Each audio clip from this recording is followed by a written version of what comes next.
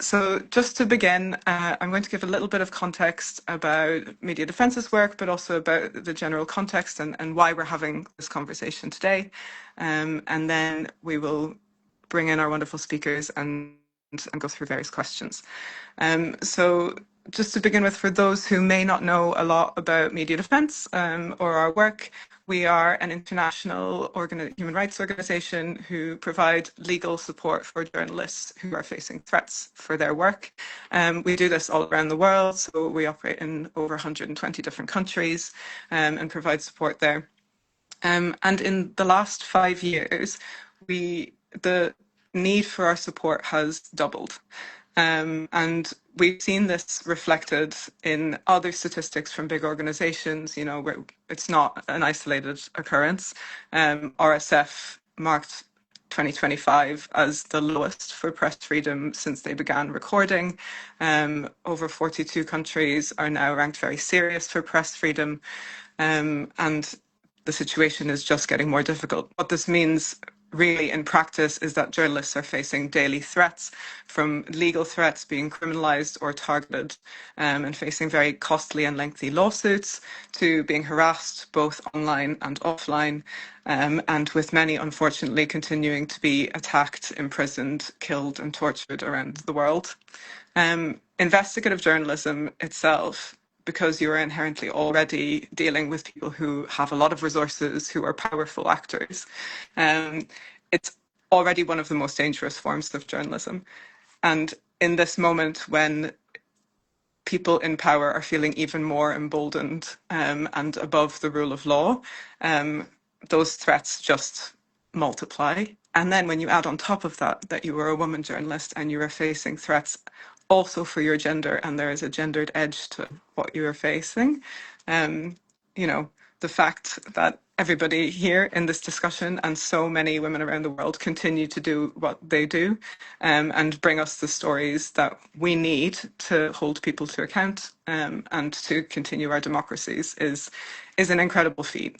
And I think this conversation should also be a celebration of that, but also to recognise what you are going through on a daily basis and, what so many are unable to for their own safety and for those around us. So many women have to leave journalism or have to go into exile and are unable to continue. So it will also be a discussion of how do we build that ecosystem and ensure that the people doing this work have what they need to continue doing it and feel safe doing so. So without any further ado, I will bring in our speakers now. So first I'd like to introduce you to Neha Dixit. To my right, although I'm not sure if it's the same for everybody. But Neha is a renowned Indian investigative journalist and author, reporting on politics, gender and social justice in South Asia. In 2016, she exposed how members of a Hindu nationalist organization were trafficking young tribal girls as young as 3 across state lines for ideological indoctrination. She is a recipient of the CPJ International Press Freedom Award, and her recent book, The Many Lies of Sida X, looks at the last 3 decades of India through the eyes of the urban poor, migrant and working class women in Delhi. Welcome, Neha. Do you want to say where you're joining us from today? Thank you so much. I'm joining from LA, and I'm very happy to be here and part of this discussion. Amazing. Thank you for being here. And next we have Juliana Dal Piva. Juliana is one of Brazil's most prominent investigative journalists. Since 2018, she has been at the forefront of exposing corruption within the Bolsonaro family, uncovering evidence of public money diversion implicating former President Jair Bolsonaro and his son, Senator Flavio Bolsonaro. That reporting became a podcast, a best-selling book, and earned her the 2025 IWF Courage in Journalism Award. She is currently reporting for the Latin America Center for Investigative Journalism, also known as CLIP. So welcome, Juliana. Thank you for joining us. Oh, I think you may be frozen. Hopefully you can rejoin soon. but I'll move on to Emilia. So Emilia Șercan is a Romanian investigative journalist with over 25 years of investigative experience. She's also an author and senior lecturer at the Faculty of Journalism and Communication Science at the University of Bucharest, and she has spent the last 7 years uncovering dozens of plagiarism cases in doctoral dissertations at the top of Romanian politicians and high-ranking public officials. And throughout her career, Emilia has received numerous professional and academic honours, including Journalist of the Year and the Prize for Freedom of Expression, as well as many others. So welcome all of you. I'm hoping that Juliana's connection restabilizes, but in the meantime, I'd really first like to discuss the investigations that kind of kickstarted the backlash that we'll be discussing today. So Neha, I'll come to you first. Could you tell us a little bit more about this investigation? Who were the people in power that you were holding to account, and why did you feel it was so important that this investigation should come to light? Thank you so much for that. I want to start by saying that this is the 10th year of publishing the story that I'm just going to speak about. It was published in August 2016, and the story was called Operation Baby Lift, and where I investigated how the Hindu supremacist organizations who believe in political Hinduism, they were trafficking children from Northeast India and particularly targeting indigenous communities. And so there were several reports of how they were taking away children from their communities for the purpose of indoctrination. So I happened to track 31 girls between the age group of 3 to 11, and they were from extremely socioeconomically marginalized communities, and these Hindu right-wing organizations, they promised the parents free education and lodging for these girls. But once they took away the girls, the parents just couldn't contact their daughters for 1.5 years. And these are such remote areas where if you take away documents and photographs, there was even no way for parents to prove that they had these daughters. And I want to remind that there are so many parallels with what happened with indigenous communities in Australia and Canada, where a lot of indigenous children were taken away and put in residential schools by various missionaries. So it was almost a replication of what was happening here. So I tracked those 31 girls in various parts of India, where instead of being given formal education and lodging, they were being given classes in political Hinduism and indoctrinated. They were being trained how to conduct self-immolations to save themselves from Muslim and Christian invaders. And they were also speaking about how in various ways they're going to combat the enemies, which are people of other religions in the country. Now, I want to say that India is not, constitutionally, India is a secular country. And so what really happened was that the example of these 31 girls was very much there, but the government reports tell us that in the last 10 years, 100,000 children have been taken in the same manner for the purpose of indoctrination. So this was a large number. And so I had corroborated the stories by meeting the parents, by tracking these girls in various parts of India where they were not allowed to speak their own local language, but only speak in Hindi, which is the language of the Hindu supremacists in India. And they were also stripped away of their cultural practices. They were not allowed to do that. So and I had a paper trail, government document paper trail that told us. So the story was corroborated from 3 or 4 various sources. It was watertight. And so once the story was published, they couldn't counter the facts in my story. So which is why they filed 3 criminal cases against me. India still has a colonial law called criminal defamation, so you can be put behind bars if defamation is proven. So I have 2 criminal defamation cases and 1 case which is of inciting communal hatred, and all these cases can collectively put me behind bars for 7 years, and this is the 10th year. So that's what the story is about. Thank you so much. And we'll come back to the legal threats that you faced as well, and the personal toll that takes, and also criminal defamation, because I think not many people are aware, but criminal defamation is still on the books in over 160 countries around the world, and it is frequently used to silence journalists. So I think it'll be interesting to see where those parallels are with everybody else. I'll move to you now, Juliana. Could you tell us a little bit about your investigation that kind of kickstarted the backlash against you, and the podcast, and who you were holding to account? Hello, everyone. Sorry for the trouble in the beginning. My investigations are about our former president in Brazil, Jair Bolsonaro, that now is, he's convicted, but he's in, just today, he went to jail, but at home, he's facing a problem with his health, so he got this benefit, but he's convicted for trying a coup d'etat in 2022, the last election. But I've been investigating him since 2018, I think. It's 8 years now already, because he was a Congress before the presidency, and he built a life and a public life as a congressman, as a politician, and then in the presidency with public money that they took illegally from the public office.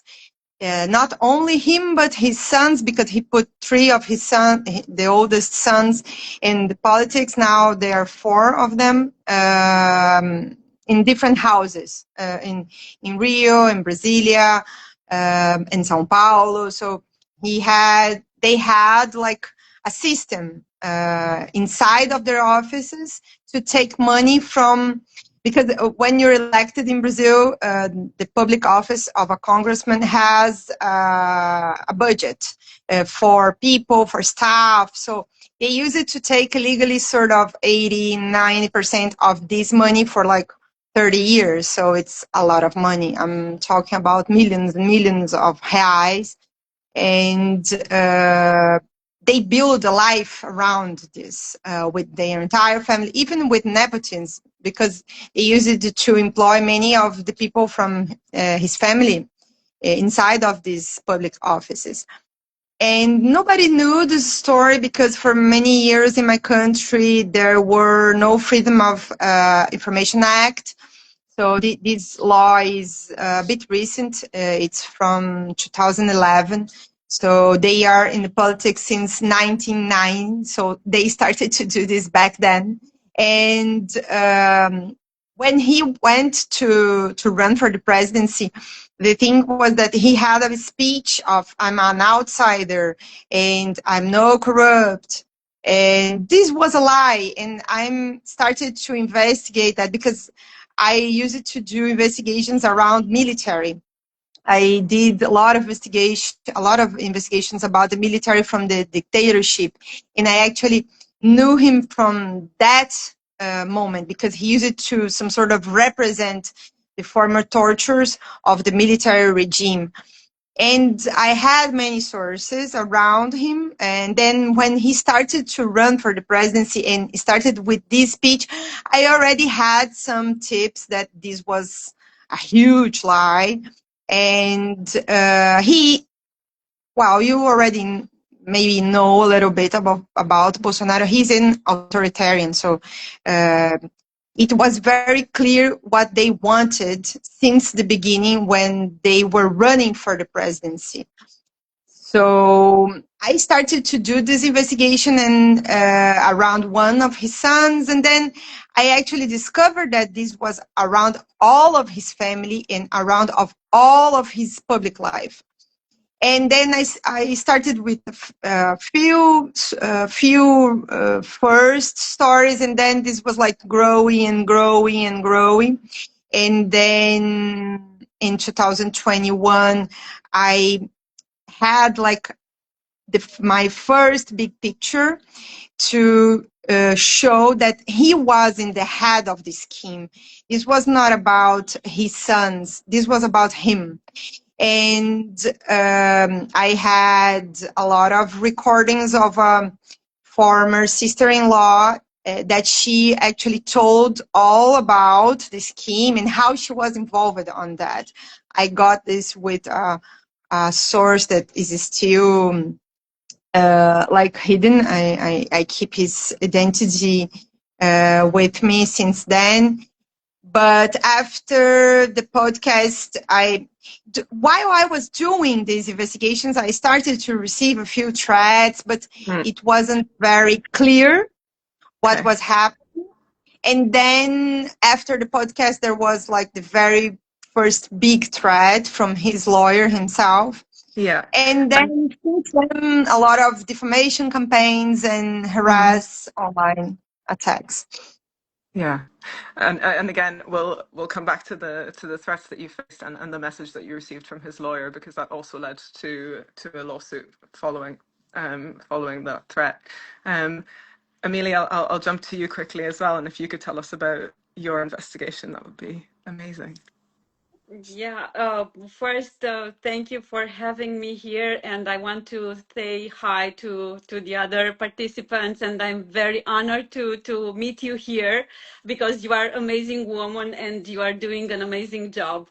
Well, I will not tell you about one investigation, but a series of investigations, because I'm publishing since 2015 about imposture and plagiarism in Romanian society. And I'd like to talk to you about the kind of investigation I've documenting so over 10 years now, specifically plagiarism in side of a doctoral dissertation of some very powerful people in Romania, most of them politicians. I've published probably more than 100 of pieces, but more than 50 were individual cases. And all of them were about high-ranking politicians and high-ranking military officials, intelligence and police officers, but as well another prominent public figures. And to point a bit what kind of position they had when I wrote about them, I wrote about one prime minister of Romania, one vice prime minister, about some ministers of investigations, of education, of defense, of home affairs, health. But also I published about the head of the foreign Romanian intelligence service that plagiarized his doctoral dissertation, and also another a book about the deputy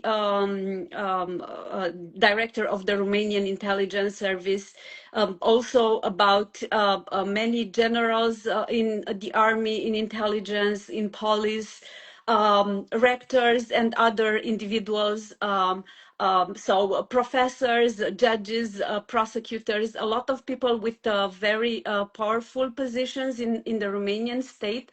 And what I discovered during all these years was that it was not about individuals, it was about the system. They operated like a whole network, because most of these people were basically, they followed doctoral schools in military universities, so not in private in private or in civil universities.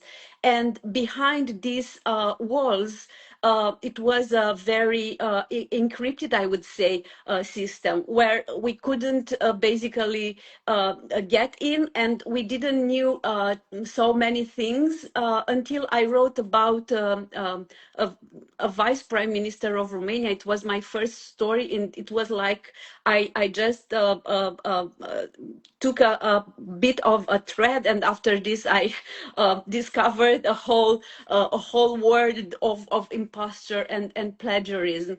And it was this vice prime minister. Basically, he was a professor. He was also he was professor at the National Intelligence Academy. He was also a doctoral supervisor. He was a former general in the Romanian army. He was a very prominent and important a key figure in the coalition at that moment. And when I wrote about him, I discovered that he also supervised other 22 people with very high position in the Romanian state, not just in the military or intelligence system, but also in politics. And I was just asking why some politicians want to get a doctoral a title or to follow a doctoral schools in a military system and not in a civil one. And basically what I developed in all these years was a very closed system where many connections, ties, basically constructed a system of, let's say, influence, power, and even money, because many of these people basically were very eager to get these doctoral titles just because they received some financial stimulants, or also because in the army, if you want to become a general, it was easier to get a PhD than to have an exam, which was a very tough one at that moment. So basically, they just tried to find some shortcuts to get a PhD, but this PhD didn't, how to say, didn't, it was not it was not the result of their competencies or their competence or their knowledge or their let's say academic competence. So it was not, it was just a bunch of power and influence and relations and a whole network. So basically, this is what I'm covering since 2015, and I'm still doing this. And well, it's so we have more than 90,000 doctoral dissertations in Romania, so I have a lot of work. You have a lot of work still to do. How amazing, though, that you found this one thread and that it led to kind of unveiling this entire network of corruption is amazing that it kind of came out to it.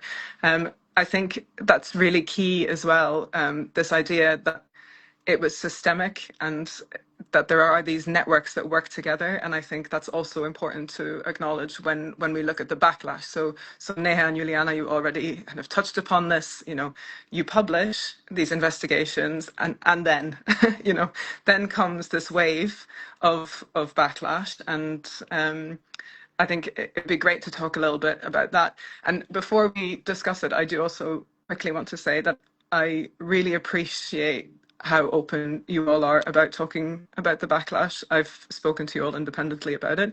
I know that it's not always easy to keep bringing this up and to talk about it over and over again, especially when it comes to the more personal attacks or threats to your life. So I just wanted to mention that I appreciate it, and I acknowledge that this is something that you have to do to advocate for your situation. But Neha, I wanted to come back to you and just to talk a little bit about how you had a whole range of threats. It was coordinated online threats and legal, and this also really unfortunately resulted in offline threats and stalking. So if you could talk about that a little bit and how they intersected, that would be great. Oh, Neha, we can't hear you, I'm afraid. So sorry. That I was seeing how there's a global template. The way Bolsonaro said that he's from outside and he's an outsider is something that we've also been seeing in India for the last 10-12 years, where we've had similar our prime minister claiming the same and almost the same global template of authoritarianism and censorship and scuttling of freedom of expression is something that we see. I also want to say that thank you for appreciating that we speak openly, but I do want to I do want to say that all of us as journalists, at least I mean I still think of myself as an old school journalist, and we were told that the reporter is not the story. Unfortunately, we've all become stories, and I almost we are sometimes spoken of as people who are harassed a lot for our reporting, instead of the reports that we do, and instead of the journalism that we practice that needs to be spoken about, and the issues that we raise in public interest. Those issues get sidelined and our stories come to the forefront, and that's really, really unfortunate that we are not those people who are harassed a lot. We are people who expose what is happening in the public domain.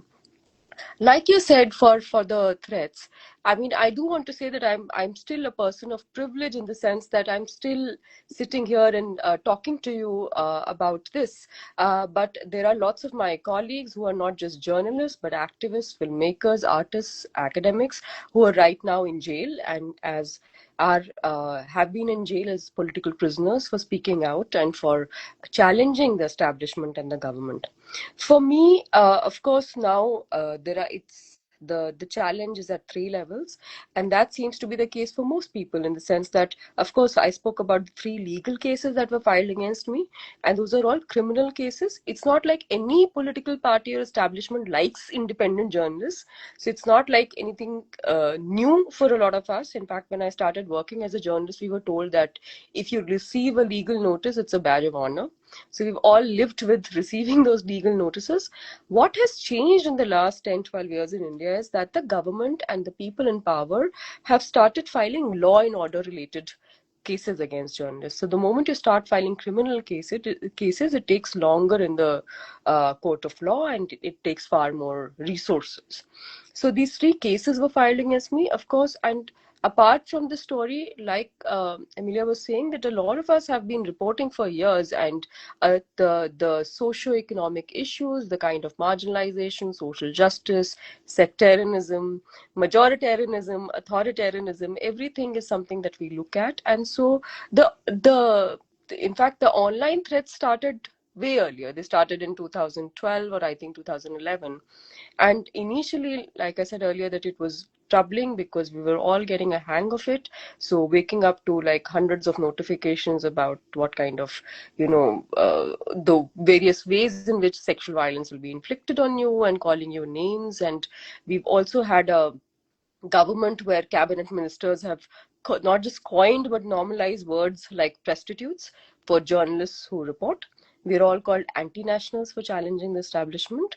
But at the same time, we've all learned to deal with it with some sense of humor, because I often laugh about it and say that when somebody critiques me online by saying that, oh, she's the wife of a Lashkar-e-Toiba leader, I think, why am I not the leader and the wife in this? Because as a woman, you can't even be the leader while you're being trolled. So that's something that happens. And the third thing that happened was that after, not just for this story, but a couple of stories that I reported on how the police was engaging in extrajudicial killings of people from minority communities, from marginalized communities in India, or the fact that the kind of sectarian riots or hate crimes that were engineered by the political party in power. Like I said, the story that I reported was about Hindu supremacists, and the parent organization of the current political party in power in BJP believes in Hindu supremacy.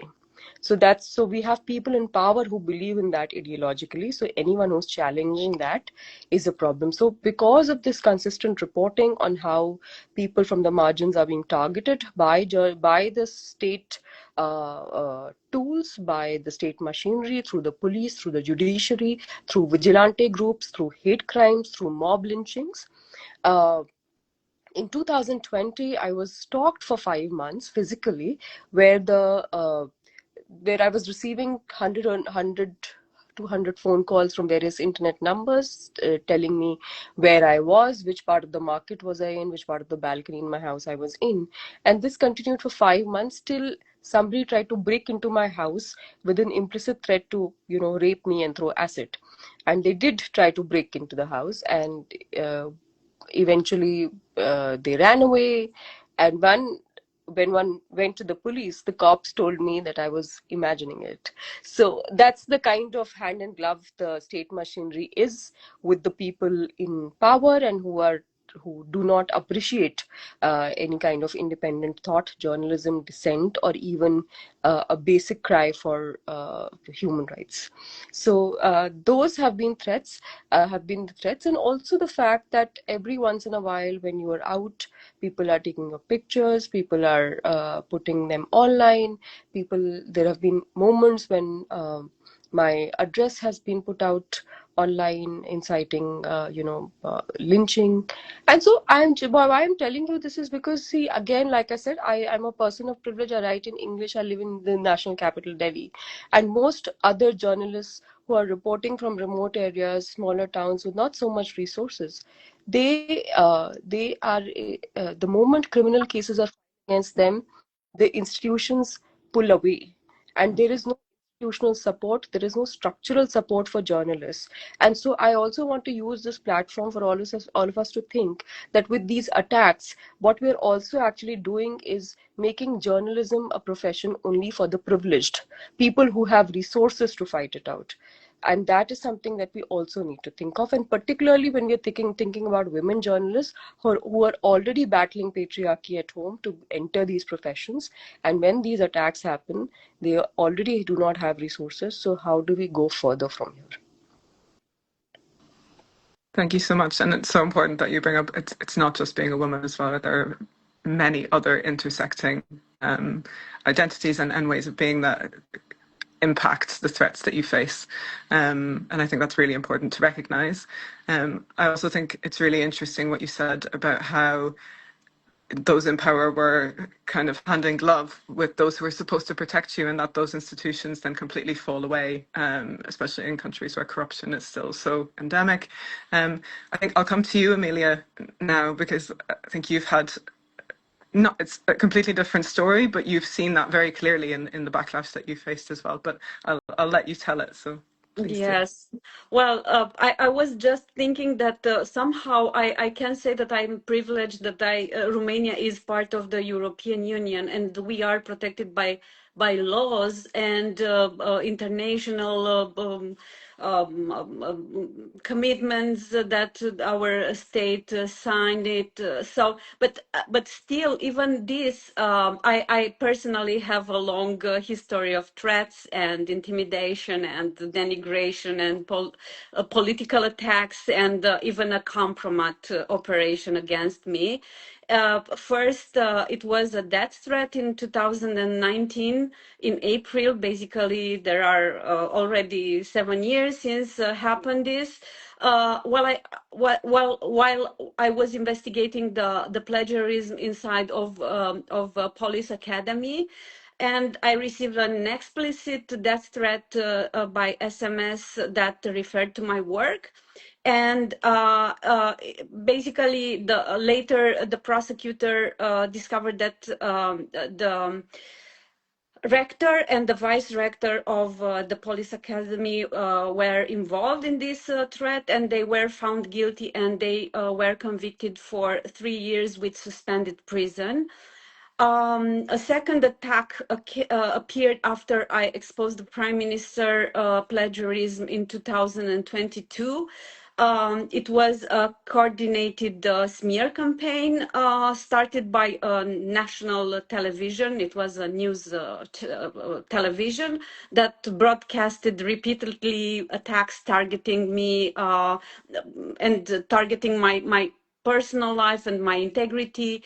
And this television was fined by National Audiovisual Council, and also I sued them, and I won 10,000 euros as moral compensation for what they did, because I also fight against them. So I need to basically to protect my work and my journalism, and I did this. And a third attack appeared. And this was the most disturbing one, appeared 1 month after I wrote about the Prime Minister. So it was a very complicated period when I discovered this plagiarism and when I published the story. Some private pictures, photos of me were published on dozens of porn sites, and after this, I went to the police to make a complaint for attacking my private life. And what happened was that the police leaked information and evidence from that file to media, and a former deputy that was hiding in Republic of Moldova published the evidence from the file. And what happened was that basically since 2022 I'm still fighting and with the whole law enforcement system in Romania in order to basically to get justice, because the prosecutors are just blocking the investigation. And even I have two rulings issued by two different courts ordering the prosecutors to complete their investigation. They didn't until now. And so another attack came after I exposed that the Minister of Home Affairs plagiarized his doctoral dissertation, also in late 2022, and this time his party paid defamatory articles in some let's say ghost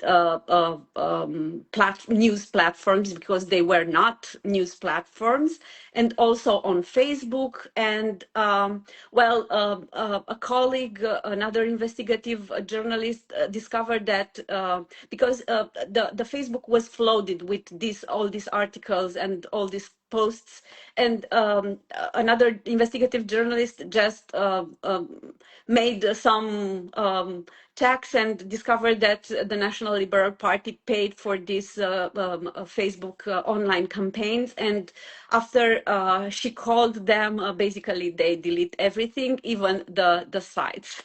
And so these are the most I don't know, let's say disturbing experiences, but I had, of course, many others. And the last one appeared this January, after I wrote that the Minister of Justice plagiarized his doctoral dissertation. And this time was really like a hell because the Facebook, the internet was flooded with harassment, and it was a political coordinated campaign against me. Basically, they, as I told you, they floated simultaneously messages against me. Also, the television that was involved in that smear campaign in 2022. Basically, they for 6 days, for 6 consecutive days, hour by hours, they had news, let's so-called news about me in these televisions, and it was really disturbing. Anyway, this time also I received, I don't know, hundreds of messages on my private accounts. That's threat attacks, and also many others, defamatory messages. And I was just thinking that how all these attacks basically transformed during the years, and how they because we are speaking about people with a lot of power, people that are representing the state. We are. It's somehow it's funny because I'm not exposing criminals and let's say, the criminal world, I'm just going to the library. And it's funny that something like this is happening. So we don't have a Romanian journalist that was attacked because of his work. So well, we have some cases, but not so many cases, or we don't have so disturbing cases. And it's something very, very as I told you, it's something very disturbing, and probably they just want to moral assassinate me, because it's not a physical attempt, but just a kind of attempt to do this. Thank you so much for sharing that. And I think, yeah, this idea that it's the state and it's those who are not supposed to be criminals that you're investigating, but they're the ones that, and with the full weight of their power, come after you. And I think that brings us quite seamlessly onto Juliana, what you experienced, because you also had the state and those kind of at the top levels of government come after you, and their lawyers personally message you as well. So please tell us about what you faced. When I hear my colleagues here sharing, I think the first thing to me in talking about this subject is that I hate to be in this position of a victim. I really hate this, because it's very difficult when you do hard investigations to be yourself a victim of someone like this, because they expect some sort of behavior of you, like you have to be they have an image of someone who's tough, someone who's strong. There is an idea that they try to attack you in a way that if you feel fragile in any moment, then this is going to be something else to be against you, to discredit your work. So I think I faced a lot of things during these 20 years that I work as a reporter, but these men that were on with Bolsonaro in the government, they are all very misogynist. They are all very they all hate women, actually. So since the campaign, they started to do many things against women, not only after me, but after a lot of my colleagues. So they do things to your photos. They talk about your looks, your clothes, your makeup, of pretty in their vision of makeup, if you're not. So they attack you in many different, and even the families. So there are stories about other colleagues on how much the attacks even got to their sons in school. To me, in the beginning, when I just saw the things that were happening to my colleagues, I closed like this kind of event, like discussing these things. When things started, I used to say no to all of this. I didn't want to talk about it. I didn't want to see myself in this position to talk about the violence against me. I didn't felt comfortable about, and then I felt like if I didn't talk, it was like this was not happening. And this was not happening to me, but it was not only, I was not the only one in this position. So we had to start talking about it. And those people were like, now we know, because many things happened, and we the authorities started to investigate. So we know that they were like even doing some monitoring, spying journalists now. We don't know the extent of these, but it was even worse of what we were like feeling at that moment. So the first thing that I actually recorded was that I had a proof that he was threatening me was a message from his lawyer. But I think it was a year and a half before that. Once I was on the phone asking for an interview in his son's case, and his lawyer said to me something like, I don't know why you're asking this kind of questions. Why do you you want to know this so much? Because like you live in Rio, and Rio is a very violent city, and you feel very powerful inside of this building that you work, but you know that when you go to the street and you can get a shot in the head, because Rio is a very violent city. In Rio, and the president is working very hard against the criminals and the violence, and you and your colleagues are in his way, making problems that there doesn't exist.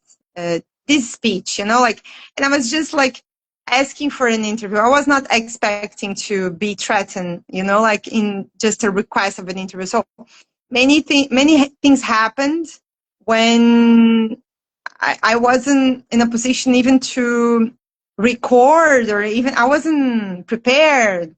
I grew up in a democratic country. It was, I never thought we would be in that position that we faced in the past 8 years, especially. And when I started my investigations, I felt things were different, but I didn't thought that it would lead us to this point of almost a coup d'etat again, and how tense this was.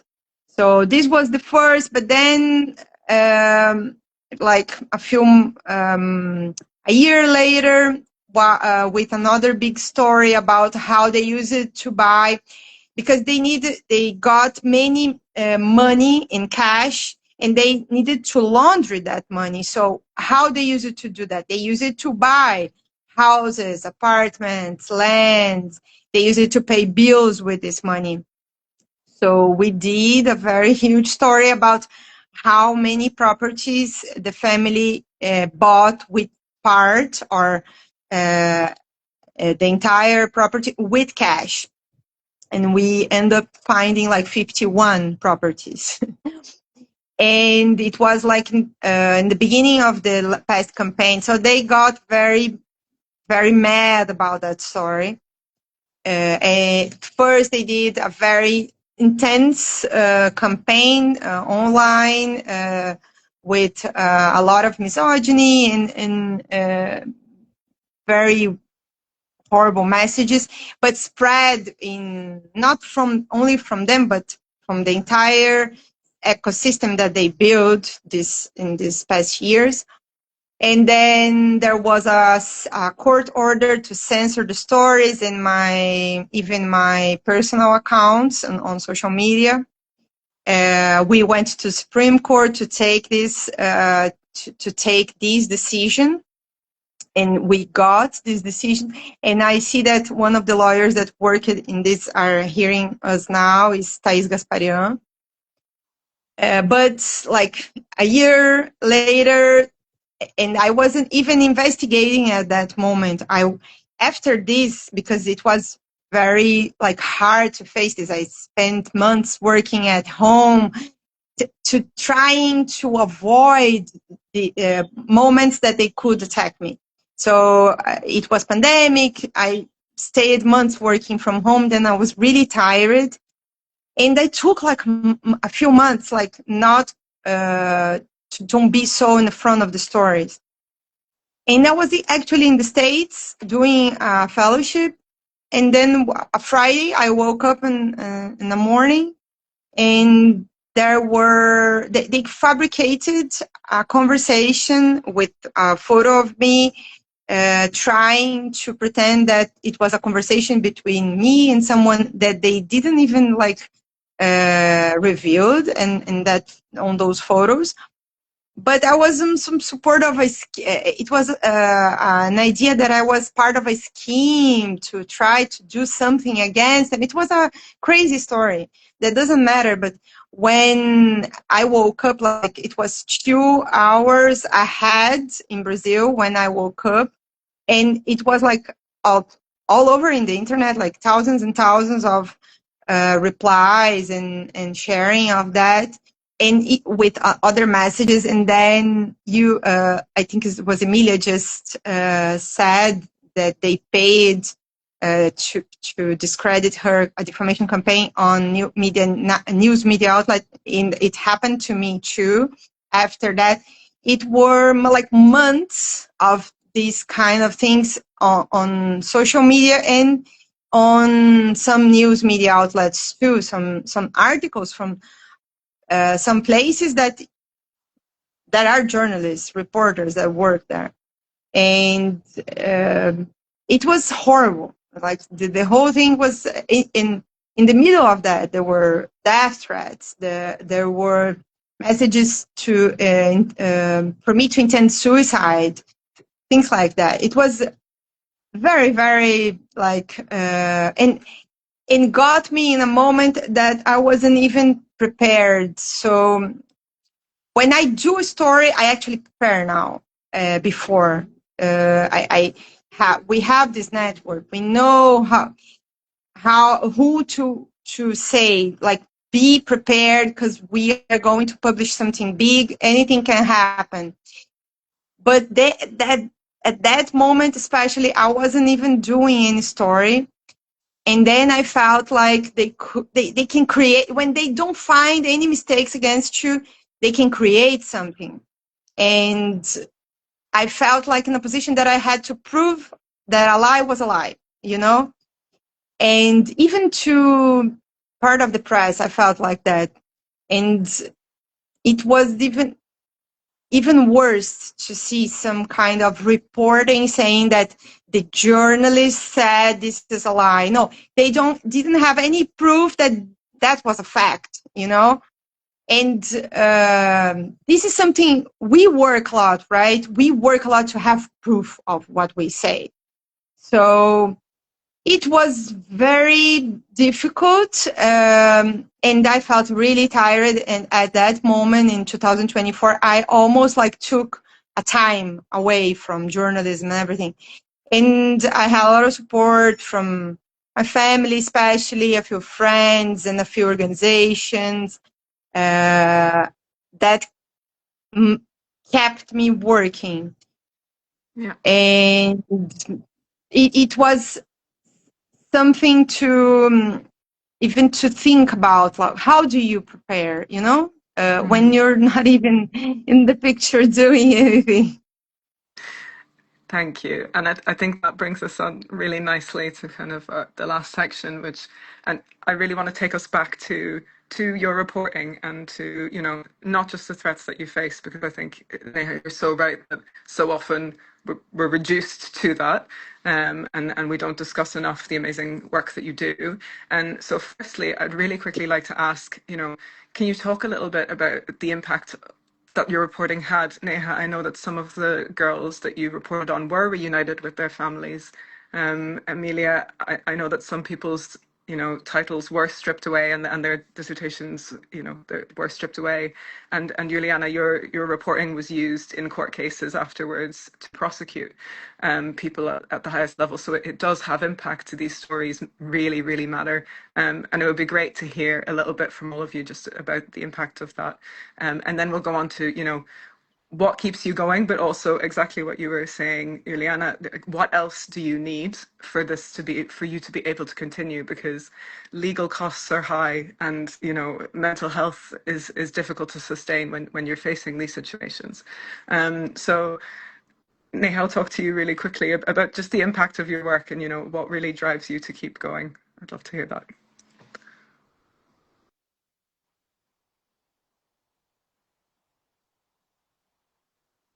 Oh, Neha, we can't hear you again. Sorry. I think it's... Sorry. Oh, I want to for this particular story, the 31 girls that I reported on, 28 were repatriated and reunited with their families. But I think in the larger scheme of things, we have to at least one is now this fact remains in the public domain that religious fundamentalist organizations that are also very active in the political space in India are doing every possible thing for the purpose of indoctrination, and there is an ideology that is running the country that believes in the nexus of religion and politics, which all of us should be opposed to in general if we believe in human rights and equality. So that I think is important. What keeps us going, I actually don't even know, because a lot of us are asked this question. I think there's something wrong with us, of course. That is why we continue to do what we do. I really believe that. But I also want to say that having reported on people who have not had the resources and who are on the margins, I do feel that if I have the privilege to put in the public domain what is happening with people who are on the margins, and if the people on the margins are continuing to survive, continuing to not give up, continuing to be hopeful, continuing to live lives, then I don't have I just cannot not use the skill or the space I have to talk about public interest. And so that, and I'm not saying it out of how great we all are as journalists and we are fantastic and whatever. I'm just saying that, first of all, at least me, I don't have any other skill. I don't think I can do any other job or I can be employed. So this is all I know and this is all I can do. That's definitely there. And also, like my colleagues here mentioned, there is a lot of there are attacks, but there is also a lot of support. That support will may be different. I am lucky to have friends and family members and colleagues and a lot of other women journalists, activists who are not just in solidarity with me and provide support, but they also believe in the same worldview, and that really, really makes a lot of difference. And that's also perhaps the reason why we are still able to do what we like and we want to do. thank you so much. I'll come to Emilia next. We'll go around. I'd love to hear from all of you what keeps you going, So, Emilia.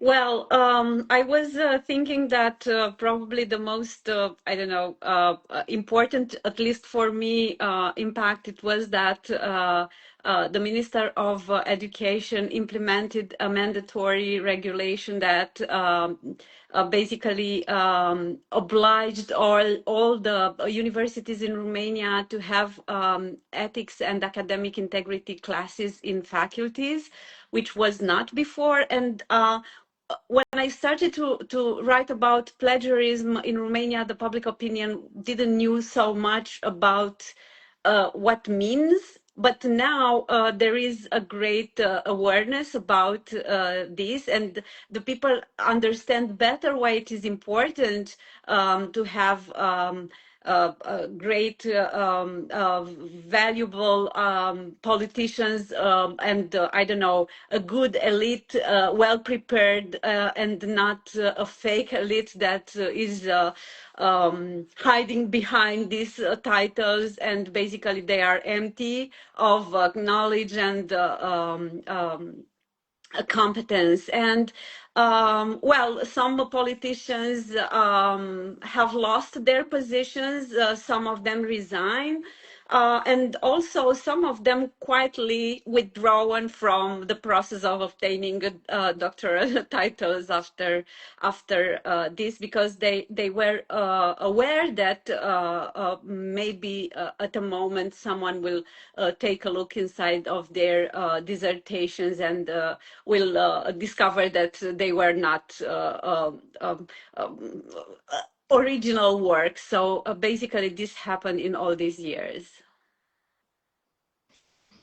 So it's working. People, they're they're thinking twice about plagiarizing, which is amazing. And Juliana, what about you? The impact of your work? It's hard to resume to one thing, you know. I think the most important thing about my work was that people started to know him and his family for real, you know, because it was not that his speech was a lie, but he is a lie himself in everything that he is in life, not only what he says, but what he represents. The things he say, he doesn't live in this, on this. The things that even for politics, you know, and people in the past, when he was first elected in 2018, the main idea that we used to hear that is that he was someone new. So in 2022, he was nothing like that anymore. So he had to face all of the problems and the corruption scheme, because he built the system even on the general attorney and the federal police to do not be investigated, to don't face anything on the law. So he started to, Bolsonaro himself started to face the law only after the change of power. And his sons are still facing lawsuits in different areas. And now, as he is convicted, but for the intent of the coup d'etat, not for the corruption scheme, his son is in his position to try the presidency this year. And now many people ask me this, like, but is this over? We don't know anything about him. Everything is written. I already published everything about his life, his story, his life story, his problems, and not even the corruption, but the family relationship with many criminals, like killers, police officers that turn to be assassins. This is what they are, and they used to have a very, very, very close relationship with one important assassins of this. And for you guys to have an idea, Flávio Bolsonaro, Bolsonaro's oldest son, the one who's trying the presidency now, he himself employed inside of his public office for 10 years one of the women that were married to this assassin, you know.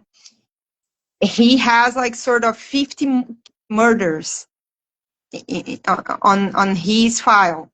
He will end up dead in a police operation trying to escape in 2021, something we don't have everything yet. It's a complicated story, but they are very afraid of this story because I feel like we know like 10% of that, and there are things to. So I feel like I delivered a map for people to understand who these people are.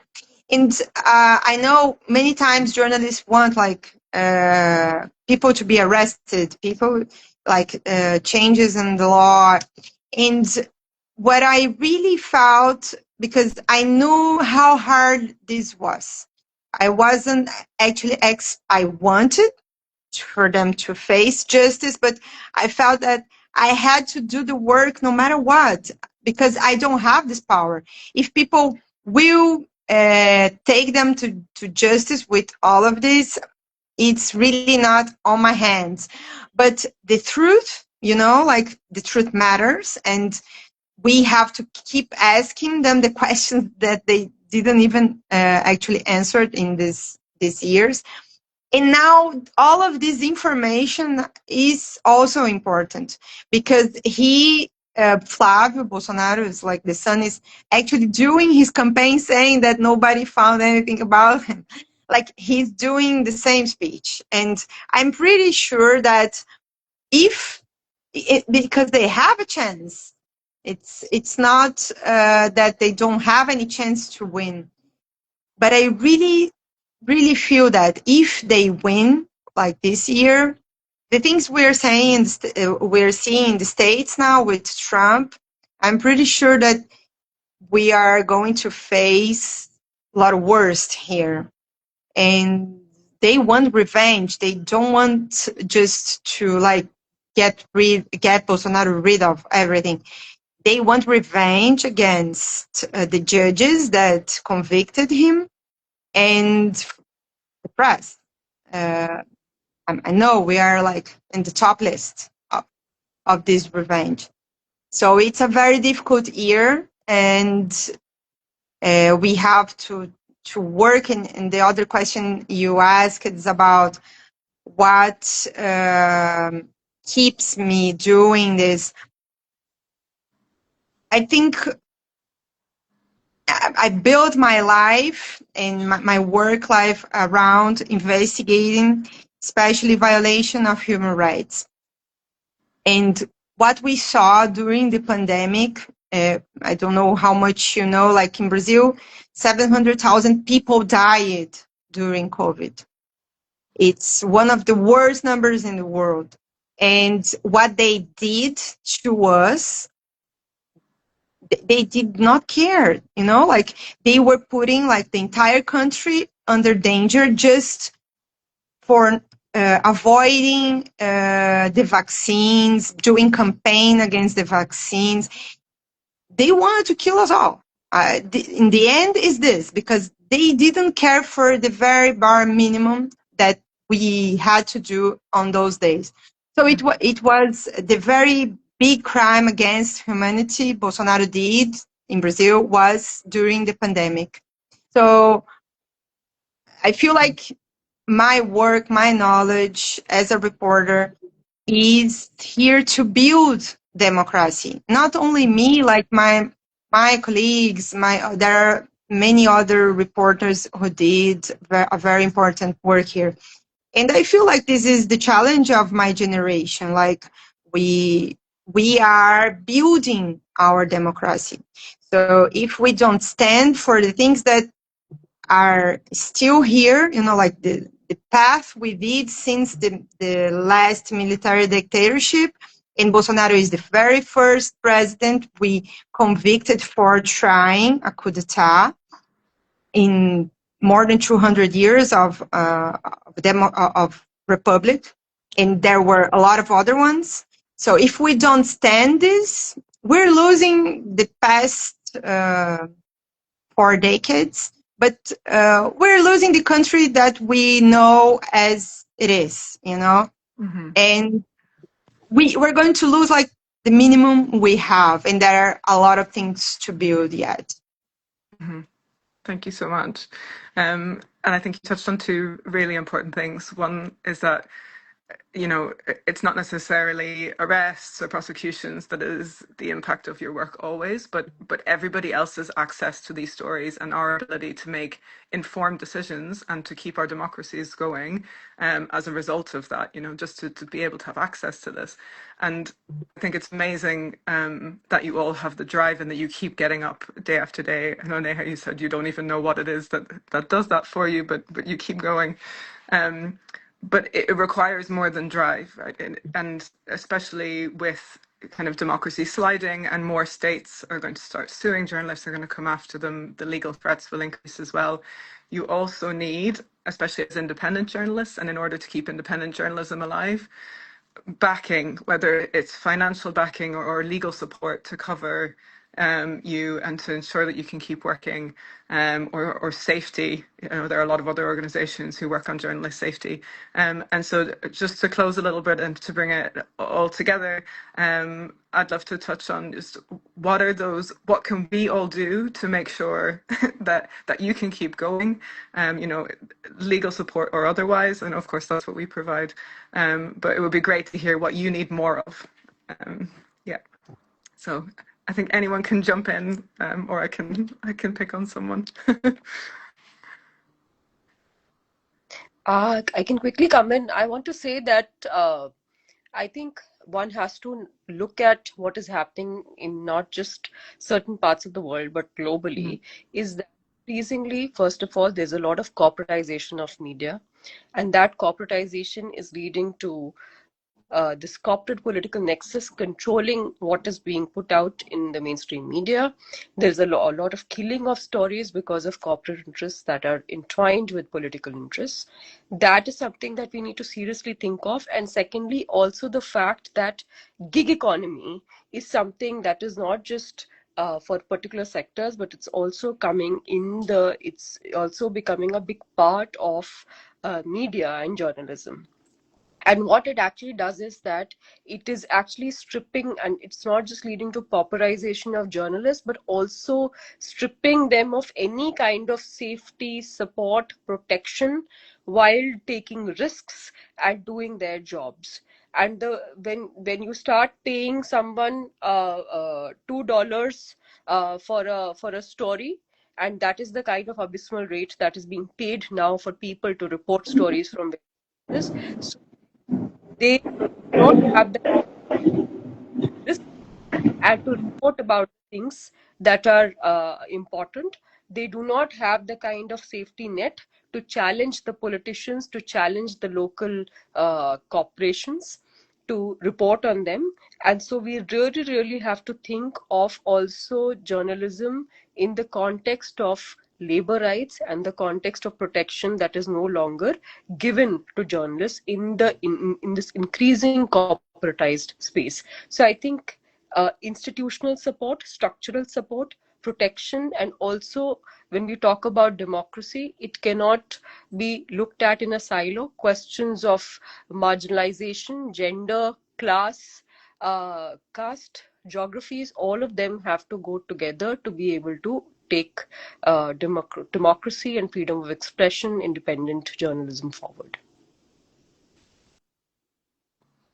Thank you so much. Emilia or Juliana, would you like to add anything as we wrap up?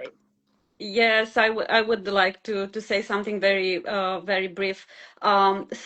Beside everything that was said before, I think it's also very important to have access to, I don't know, trainings and to know how to protect us online, but also physically. Also, I think we need when something is happening to us. Maybe some international visibility, because even I am in European Union, we still need some visibility outside the country, because if it is what happened to me came from the power of powerful people and from the politicians. Just imagine what can happen if some colleagues are covering organized crime, and so we really need support. And maybe there is something more. I was never sued for my work, so this is a very everybody said that they will go in the court against me, but no one did it. So but I needed to open legal cases just in order to protect my private life, or to fight against them, as I mentioned earlier. So yes, I know that a lot of financial support is for slaps, but just imagine that we also need to go in the court to protect our work and our journalism and what we are doing. And so yes, we need support also for this. And or anyway, we thank you, because we know that we have this from you and from other organizations, of course. Thank you so much. And of course, it's our honor to be able to provide at least some support to all of you so that you can keep doing what you're doing. Juliana, did you want to say anything to just to add quickly, I think network is important. nationally, internationally. So these are the moments that I use to share these experiences. I avoid to, because there are a lot of research around this, and so many people want to ask, to understand. I think I made some of my Brazilian researchers' life hard sometimes because I really don't want to talk about this. But I think these are the places we have to talk with people who are facing this too. And I really want to thank Media Defense and Reporters Without Borders. I'm now vice president of Abrage, is our organization in Brazil for reporters who does investigations. And to share this, I'm trying to do this too, like sharing the experience, because every case is a different story. Myself, I was attacked in different ways. So every time is a different way to approach. Of course, you learn, but it's sad, but they find other ways to attack you. So we are not always prepared even to face again the things we faced once. So I think the network, like with lawyers, with friends, with organizations, is very, very important to have someone to share ideas when you are facing this, and to make choices, because there are a few plans that you can do when things are happening, but it's very difficult to choose which one's better. You know, like every time you have to make a test to exam anything. Now this, we're going to do this, and then that. So I feel that now, after all, I am more prepared to who am I going to run after, to ask, to analyze the situation, and even to like prepare them to face with me when we are preparing to publish stories. So the network, for me, I think it's ideal. Thank you so much. And just for everyone out there, Media Defence does provide legal support, and we can cover your legal fees if you are facing threats for your journalistic work. And we also have a network of lawyers all around the world. So if you're in need of a lawyer, we can try and help you find one as well. So that's what we provide. But there are, and as you mentioned, so many other organisations out there who are doing great work as well. For more information about our work, but also for more information about the stories of these three wonderful journalists who have been with us today, and just generally to stay informed about press freedom around the world. We also have a newsletter that comes out monthly, and you can sign up to that in our bio. I'd really like to thank all three of you so much for spending, I know we've gone over time as well, and we had some issues at the beginning, so for sticking with us and for contributing your time and also your stories. It's been really wonderful to hear from all of you. So thank you very much, and enjoy the rest of your day, everyone. Thank you. Bye-bye.